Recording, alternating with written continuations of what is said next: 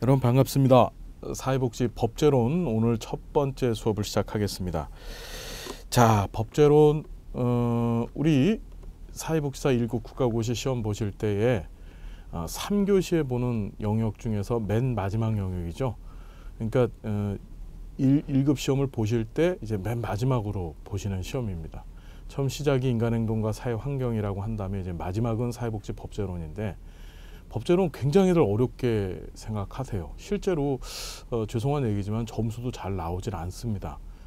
다른 과목들과의 이 평균 점수를 비교를 해보면은 점수가 그렇게 썩 좋지를 않아요. 이제 공부 방법, 접근에 있어서 조금 우리가 살펴볼 것들이 있습니다. 우리 사회복지 법제론 공부하시면서 어떻게 할 거냐면요. 이제 총론에 관한 얘기들, 넓은 얘기들 우리가 깊이 있게 좀 바라보고, 그리고 이제 그 각각의 개별 법률들 중심으로 해가지고 각각의 법조문을 놓고 우리가 공부하게 될 겁니다. 실제로 시험도 그 법조문에 조항을 묻거나 또는 내용 중 틀린 것, 맞는 것 이런 식으로 질문하는 경우가 많아요. 이런 무슨 말씀인지 아시겠죠? 그래서 법제론에서 고득점을 얻고 싶으시면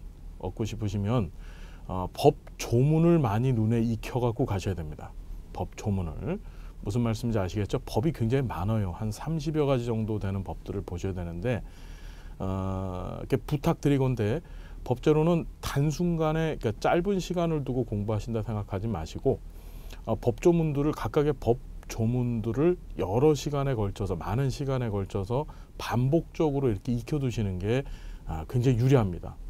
법제론에서 좋은 점수 받으시면은 합격은 당연히 이루어지는 것이니까 여러분 제 드리는 말씀에 좀 집중을 해 주시고, 자, 이제 지금부터 이제 시작을 하겠습니다. 여러분, 사회복지 법제론이다.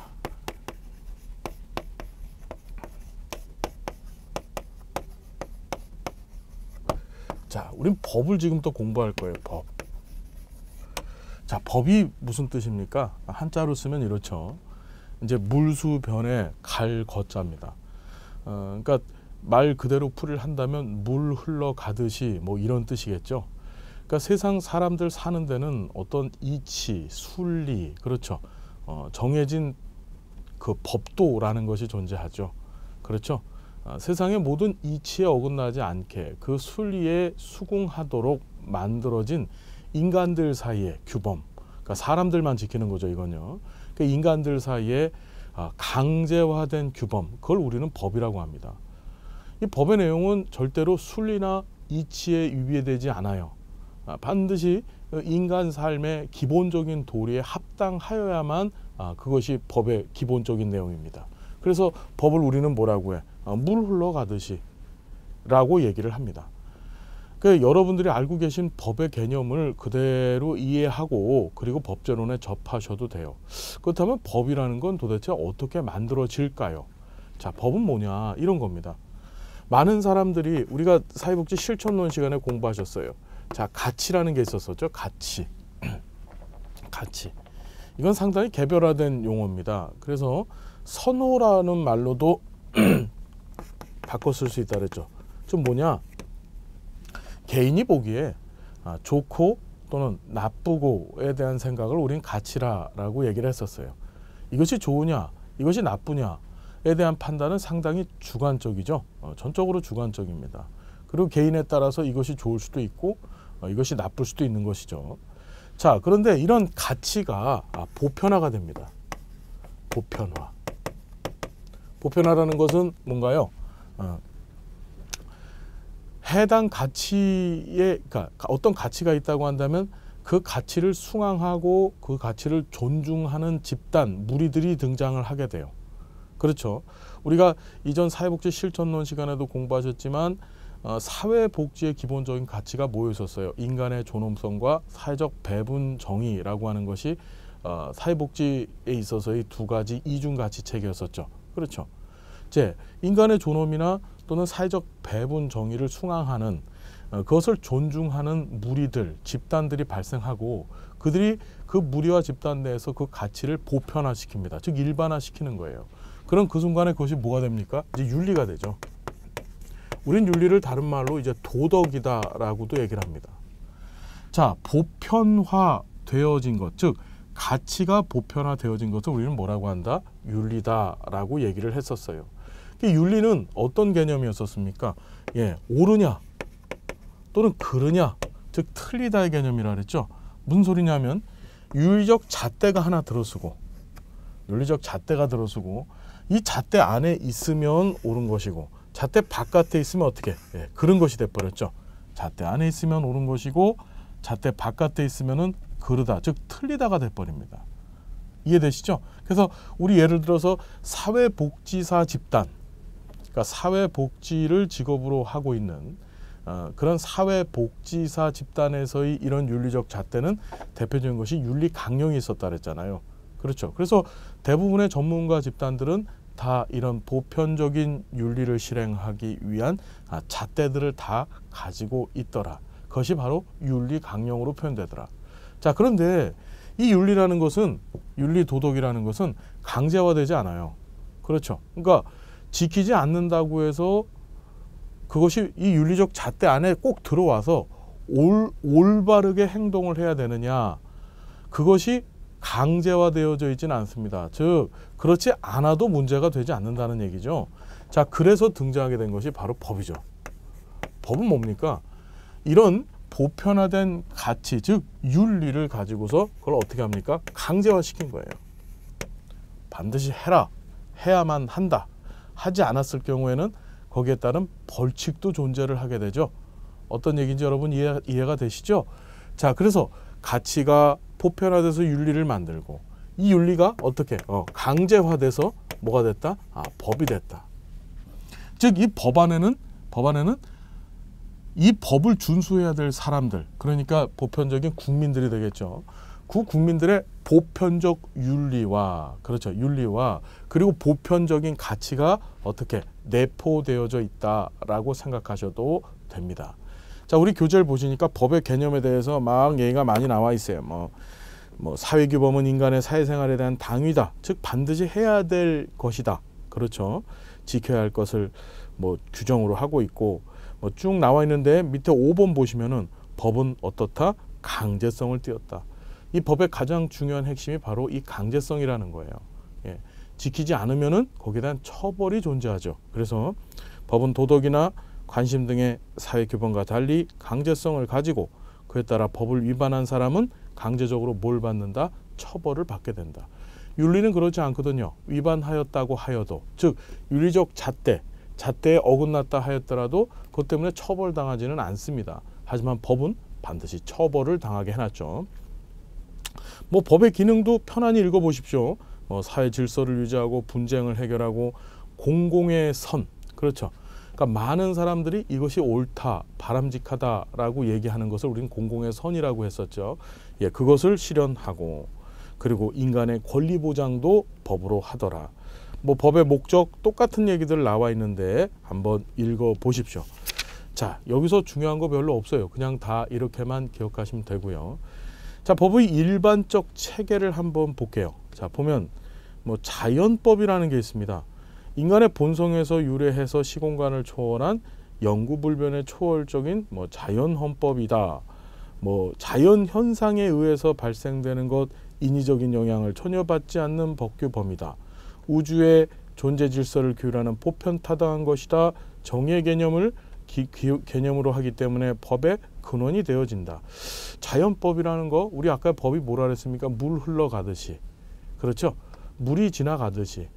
물은 항상 어떻게 됩니까? 높은 데서 낮은 데로 흘러가지요. 그렇죠? 자연이 가지고 있는 고유의 질서, 그렇죠? 예, 신이 만들어 놓은 그런 절차, 그것들이 바로 자연법이다. 우린 자연법 얘기하지 않습니다. 자, 이런 건 그냥 패스하셔도 괜찮고, 아, 그런 게 있구나 정도로만 기억하셔도 전혀 무리가 없습니다. 실정법, 경험적 사실에 의해서 현실적으로 제정되거나 형성되어서 일정한 시대와 사회에 시행되는 법. 자, 그래서 이 실정법을 현행법이라고 한다. 이것은 자연법이 아닌 인위적인 법이다. 뭐냐?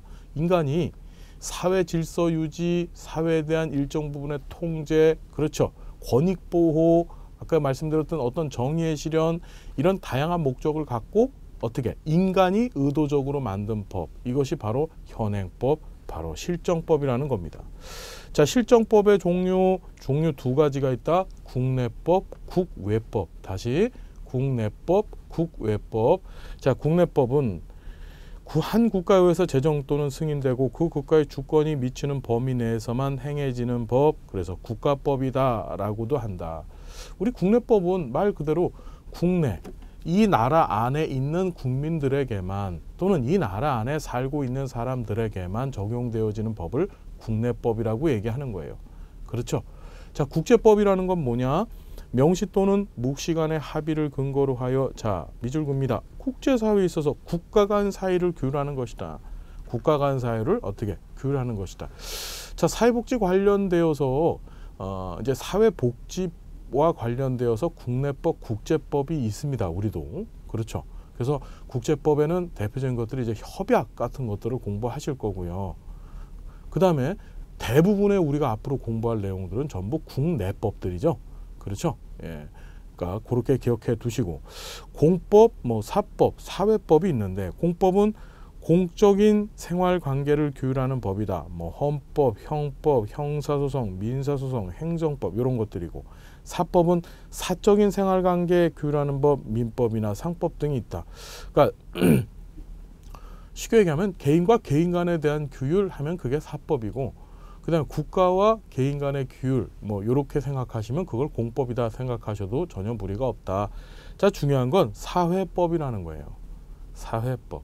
자, 여기 보면 수정된 시민법이라고 되어져 있는데, 우리가 앞으로 공부하게 될 이 사회복지 관련 법률들은 전부 뭐다? 이 사회법이다. 사회법. 자, 내용이 뭐냐? 종래 공사법으로 해결할 수 없는 폐단을 극복하기 위한 제3의 법이다. 노동법, 사회보장법, 경제법 등이 있고, 가치와 윤리가 가장 많이 적용되어져 있고, 재산과 계약에 대해서 국가가 간섭하고 무과실 책임주의 원칙을 적용하는 규칙이 있다. 이게 사회법을 한번 얘기 좀 해봅시다. 우리가 이제 시민법이라는 얘기 혹시 들어보셨어요? 시민법? 시민이라는 얘기 들어보셨습니까? 시민? 시민이 뭡니까? 시민. 예. 시민. 예. 어떤 시민 하면은 여러분 생각하시는 게 어떤 도시, 어떤 지역 안에 살고 있는 사람들. 예. 그렇게 이해하셔도 괜찮습니다. 자, 뭐 국민이다라고 이해를 하셔도 되긴 하는데, 이 시민이라는 용어가 등장하게 된 배경을 먼저 잠깐 살펴볼 필요가 있어요. 우리가 시민혁명이라고 들어보셨죠? 시민혁명. 그렇죠? 그래서 세계 역사를 바꾼 아주 대표적인 그 사건이 있었는데, 그것이 바로 시민혁명입니다. 시민혁명이 발생하기 전에 대부분의 국가들은 절대 왕권제라고 하는, 즉 왕권이 중심이 되는, 즉 왕 한 사람한테 모든 권력이 모여 있었던 시대에 살고 있었어요. 이때 계몽주의라고 하는 것이 등장을 하죠. 그래서 뭐 루소 얘기 아실 거예요. 유명한 아주 계명 철학가죠. 예, 그 사람이 뭐라고 얘기합니까? 천부인권이라는 얘기 하잖아요. 인권은 천부, 하늘이 부여한 것이다. 그 권리가 어떻게 왕 한 사람한테만 존재할 수 있겠는가? 모든 사람이 인권, 즉 권리를 가지고 있다라는 얘기를 합니다. 그렇죠? 그런 계몽주의의 영향을 받아서, 자, 시민혁명이 발생을 해요. 여러분 무슨 말인지 아시겠죠?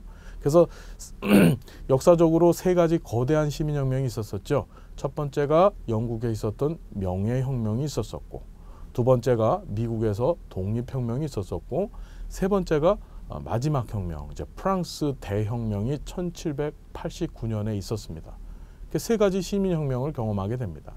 자, 중요한 것은 뭐냐면은 이 시민혁명을 통해서 이제 절대 왕권제는 붕괴가 됐습니다. 붕괴가 되면서 그 권리가 국민한테 부여가 된 건 사실이에요. 근데 중요한 것은 그 시민혁명을 이끌었던 주도자들이 중요하죠. 누가 그 시민혁명을 이끌었는가? 돈 없고 가난했던 저 농부들이 시민혁명을 이끌었던 게 아닙니다. 어려웠던 노동자들이 시민혁명을 이끌었던 게 아니고, 그 시민혁명을 이끌었던 사람들은 당시에 상공업을 통해서 돈을 많이 습득했던 즉 돈이 많았던 부유했던 자들이 뭐를 합니까? 시민혁명을 일으켰죠. 이해되시죠? 어떤 얘기인지 이해되시죠? 그러니까 권리가 국민한테 간 건 맞아요. 왕 중심의 권위 체제, 권력 체제였던 것이 국민한테 권력이 넘어갔던 건 맞는데 그 시민혁명을 주도했던 사람들이 주로 돈이 많았던 부자들이었었다는 사실이죠. 그래서 권력은 누구한테 갑니까? 예, 그 사람들한테 갔어요. 그래서 그 사람들이 법을 만듭니다. 부자들이. 이해되시죠? 그것이 바로 시민법입니다. 시민법의 가장 대표적인 원칙들이 있죠. 여러분, 첫 번째가 뭡니까? 사적 자치의 원칙이라는 것이죠. 두 번째는 뭡니까? 사적 자치의 원칙. 두 번째가 과실 책임의 원칙. 자, 사적 자치라는 거 여러분 무슨 소리죠? 예, 개인과 개인 간의 관계에서의 계약은 뭐다? 우리끼리 한다. 그러니까 뭐냐면 노동자와 그 다음에 이 사용자, 그러니까 기업가, 자본가가 되겠죠. 이 사람들 사이에 계약, 근로 계약을 맺을 때 그 계약은 어떻게 된다? 그들끼리의 관계예요. 그냥 그들끼리의 관계. 그러니까 무슨 소리냐면은 지금 일할 사람 많거든. 그러니까 꼭 네가 우리 공장에 와서 일을 하고 싶다면은 그래, 하루에 100원만 받고 일을 해. 또 가능한 거죠. 그럼 노동자 입장에서는 당장에 먹고 살아야 됩니다. 그럼 아무리 적은 돈을 주더라도 일단 이걸 갖고 생계를 유지해야 되겠기에 그 말에 따를 수밖에 없는 것이죠. 그렇죠. 절대적인 판단 권한, 결정 권한은 누구한테 있습니까? 자본가한테 있는 거죠. 즉 시민한테 있는 거예요. 이해되시죠? 어떤 얘기인지. 예, 그래서 사적 자치의 원칙 등이 등장을 하게 되고, 두 번째가 과실 책임의 원칙입니다. 잘못이 일어나서 사고가 났어. 즉 과실이 발생했었습니다. 그러면 과실을 일으킨 당사자가 어떻게 책임을 져야 됩니다. 노동자가 일을 하다가 다쳤어요. 다친 거 사장님이 다치라고 해서 다친 거 아니잖아요. 그죠? 그럼 책임은 누가 지라는 얘기입니까? 예, 본인이 책임을 지라는 얘기죠. 이해되시죠? 어떤 얘기인지. 자, 이런 시민법의 이런 불공정한 문제들, 이건 상당히 비인권적인 얘기고, 그렇죠? 그리고 가난한 자들, 없는 자들에게 있어서는 치명적인 얘기들이에요. 그래서 이때부터 어떻게 하느냐? 바꾸자. 그래서 등장한 것이 바로 이 수정시민법이라는 거예요. 이 수정시민법을 우리는 다른 말로 뭐라고 얘기합니까? 이 수정시민법을 이걸 사회법이라고 얘기하는 것이죠. 이 수정시민법의 핵심은 뭐냐면 사적 자치? 아니야. 자, 여기에 국가가 어떻게? 그 계약 안에 개입합니다. 계약이 자유로울 수 없다는 것이죠. 국가가 계약 안에 개입합니다. 그래서 자, 근로자와 자본가가 있다고 한다면 둘 사이의 근로관계의 계약, 국가 개입해서 안 된다. 그렇게 적은 돈을 주고서 근로자를 부릴 수 없다. 반드시 최저임금 이상은 줘야 된다. 그렇죠. 우리가 잘 알고 있는 근로기준법상의 최저임금 제도라고 하는 그 개념이 바로 대표적인 이 계약에 대한 국가 간섭주의를 얘기하고 있는 거예요. 이건 바로 수정시민법에서 다루고 있죠. 자, 과실 책임도 여러분 무과실 책임의 원칙이라고 하죠. 분명히 잘못은 없는데도 불구하고 없을 문자입니다. 책임을 져준다는 거예요. 우리가 무과실 책임주의 원칙이 가장 잘 적용되어져 있는 제도가 산재보험이라고 하는 것입니다. 사장님이 이 근로자를 다치게 하지 않았어요. 그럼에도 불구하고 사장님이 거기에 대한 비용을 전부 지불하죠. 그렇죠. 보험료 사장님이 혼자 다 내시잖아요. 그걸 통해서 어떻게 문제가 발생했었을 경우에 근로자가 배상을 하는 것이 아니라 사장님이 낸 보험료를 갖고 배상을 해주게 돼 있죠. 과실이 없음에도 불구하고 발생하는 사건에 대해서 책임을 진다는 것이 바로 무과실 책임의 원칙이라는 거예요. 이해되시죠? 무슨 얘기인지. 바로 이런 것들이 바로 수정시민법입니다. 이 사회복지 관련되어진 법들이 바로 뭐다? 이 사회법이다. 우리는 사회복지법제론을 공부하시면서 이 수정시민법, 즉 사회법에 대한 얘기들을 하는 거예요. 이 법들은 이제 안 합니다. 여기는. 이해되시죠, 여러분? 자, 그렇게 기억을 해 두시고요. 뭐 실체법, 절차법 이런 건 보지 마세요. 자, 일반법과 특별법은 굉장히 중요합니다. 자, 굉장히 중요한 거예요. 자, 보면 법이 적용되는 효력 범위가 제한이 없이 일반적으로 적용되는 법이다. 즉 사람에 관한 사항이나 장소에 관해서 넓은 효력 범위를 갖는 것을 얘기하고, 특별법은 효력 범위가 특별한 사항에서만 효력을 갖는 것을 얘기한다. 우리 사실 요 얘기가 굉장히 중요한 건데 우리 교재에서 그걸 완전히 이해할 수 있게 담지를 못하고 있어요. 요거를 좀 이해하시려면은 뒤에 가셔서 우리가 성문법의 위계 얘기를 하면서 요 일반법, 특별법 얘기를 좀 다시 한번 다룰 테니까 일단 중요하다만 머릿속에 담고 가겠습니다. 정리됐죠? 자, 사회복지법의 법원이라고 했습니다. 법원. 자, 여러분 법원이라고 하는 것이 등장하는데 이 원이 뭡니까? 원천할 때 원이죠. 이 법이 어디서 시작됐느냐, 어디서 뿌리를 두고 있느냐, 그 얘기예요. 보면 어떤 방식으로 존재하는가, 그 법의 형체, 실체가 어디에서 나왔는가, 그걸 법원이라고 합니다. 그 법의 존재 양식은 표현 방식에 따라 밑줄 긋습니다. 뭐하고 뭐가 있다? 성문법과 불문법이 있다. 자, 법원의 종류 뭐가 있다고? 성문법, 불문법이 있다.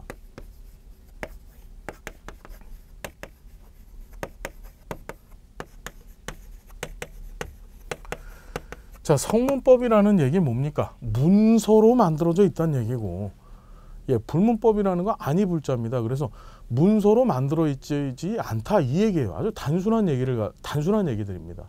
문서화되어져 있고, 그 다음에 문서화되어져 있지 않다. 그래서 법원의 종류를 크게 두 가지, 성문법과 불문법으로 나누더라.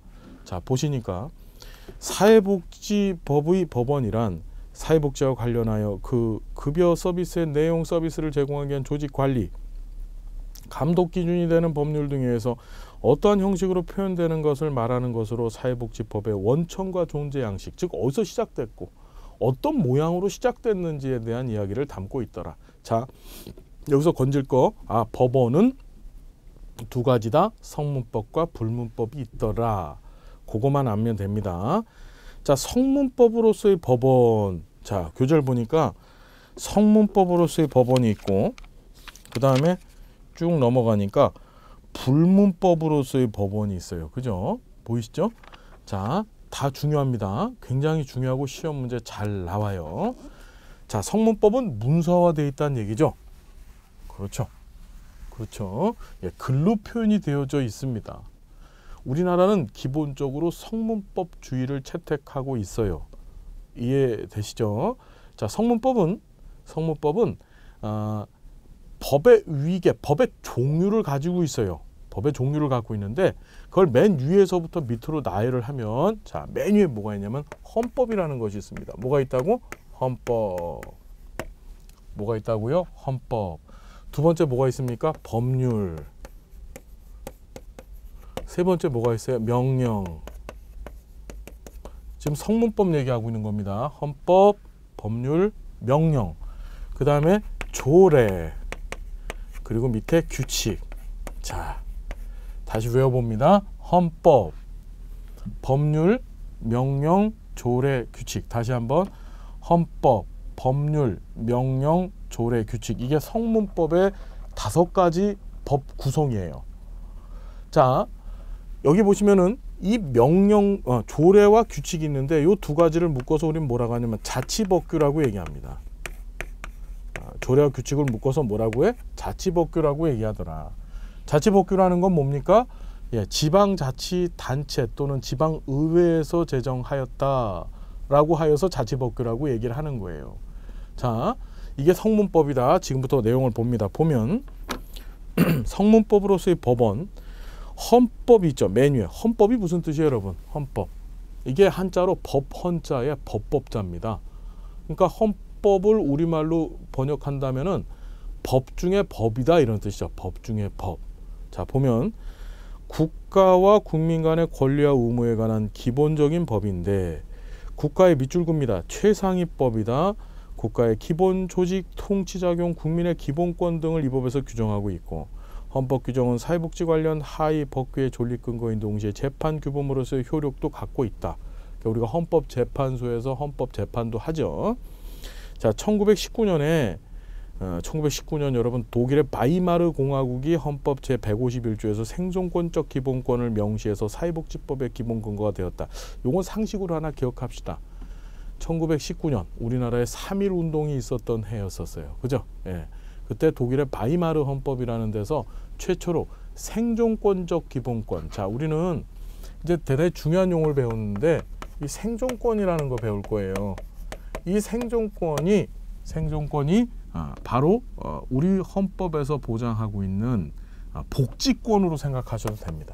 이게 복지권이에요. 우리나라 헌법에서는 생존권을 34조에서 규정하고 있어요. 몇 조에서 규정하고 있다고요? 34조에서. 여기까지 좀 기억을 해 두시고, 자, 그래서 독일의 바이마르 공화국의 헌법에서 처음으로 생존권을 명시하였다. 까지만 기억합시다. 이제 중요한 거 법률 등장해요. 법률은 헌법의 하위에 명령이나 규칙 상위에 있다. 자, 명령 위에 있고 헌법 밑에 있죠. 법률이 두 번째 있는 거예요. 자, 꼭 기억을 해 두실 게 뭐냐면은 위쪽으로 갈수록 우리는 이 성문법 체계 안에서 위로 갈수록 이걸 상위법이라고 얘기하고 밑으로 내려갈수록 이걸 하위법이라고 얘기하는 거예요. 자, 위로 갈수록 뭐라고? 상위법, 밑으로 갈수록 하위법이 됩니다. 자, 법률 다시 한번 헌법 하위, 명령 규칙 상위에 있다. 자, 중요한 거 국회의 의결을 거쳐서, 자, 결정권은 어디에 있습니까? 국회에 있는 거예요. 법률에 대한 의결권, 즉 결정을 하는 것은 국회가 하되 공포는 누가 합니까? 공포, 대통령이 하는 거야. 중요해요. 다시 국회에서 의결하고 공포는 누가 한다고? 대통령이 해. 왜 그럴까요? 자, 우리가 3권이라고 하죠. 3권. 자, 입법권, 그렇죠? 즉 법을 만드는 권한이 있고, 그렇죠? 그 다음에 그 법을 집행합니다. 그걸 행정권이라고 하죠. 그렇죠. 행정권. 그 법을 집행하는 거예요. 그 다음에 그 법이 잘 집행되어졌는지에 대한 판단을 합니다. 즉 잘했느냐 못했느냐, 법을 지켰느냐 못 지켰느냐, 그걸 이제 사법권이라고 하죠.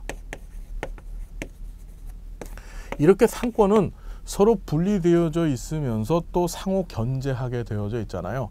그렇죠. 그러니까 입법권을 가지고 있는 조직, 국가 내의 조직이 바로 뭐죠? 국회죠. 국회죠. 정확히 얘기하면은 국회의원 한 분 한 분이 입법권을 갖고 계신 거야. 자, 행정권을 갖고 있는 곳이 바로 어디입니까? 정부입니다. 그 다음에 사법권을 갖고 있는 곳이 어디죠? 법원이죠. 법원이에요.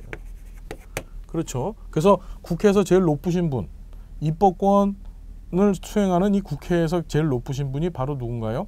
예, 국회의장이시고, 그 다음에 정부에서 행정권을 수행하는 가장 높으신 분이 바로 대통령이시죠. 사법권을 수행하는, 사법권을 갖고 있는 법원에서 제일 높으신 분이 바로 대법원장이시잖아요. 그래서 국회의장, 대통령, 대법원장이 세 분을 삼부 요인이다라고 얘기를 하지요. 그렇죠. 자, 법을 국회에서 의결, 즉 결정했을지라도 그것을 어떻게 시행하는 사람은 누굽니까? 집행하는 사람은 이 행정권을 갖고 있는 정부죠.